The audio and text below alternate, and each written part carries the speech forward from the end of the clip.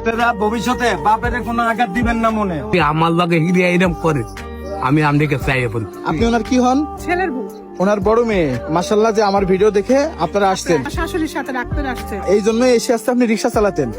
মূলত আপনি আজকে রিক্সা ওইভাবে চালান না, কষ্ট দিছে বলেই কিন্তু আজকে এই কষ্ট করতেছে। উনি তো রিক্সা চালাইতো, জনগণের কাছে চাইতো, দেখতাম ওদিনকে 500 টাকা দিতে লইছেন আর আমরা দেখছি একটা যাত্রী লইয়া চালাইতেও পারে না, ওই আডে রিক্সা চালায় কাপে আর কেউ চা দেয় দিলে হ্যাঁ এটি নিয়ে চলে। তা কালকে ফোন দিচ্ছে তার মেয়ের সাথে, মেয়ে কয় না আমার বাপের তো আছে, আমরা তো কই নাই তার এই কাম করতে।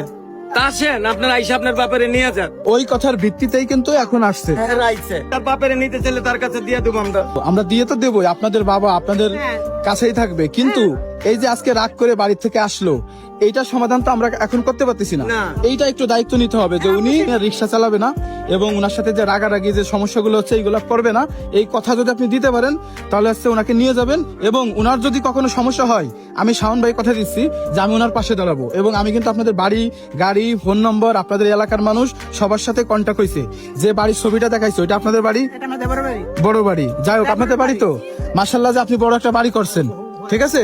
বাড়িটা দেখছেন না কেউ? আমরা দেখছি। আর কি কখনো এরকম রিক্সা নিয়ে নামবেন মাঠে? না রিক্সা নামুন না, যে না আমাদের কয় পোলা কয় মায়ের। আমি কইছি আমার পোলার নেই।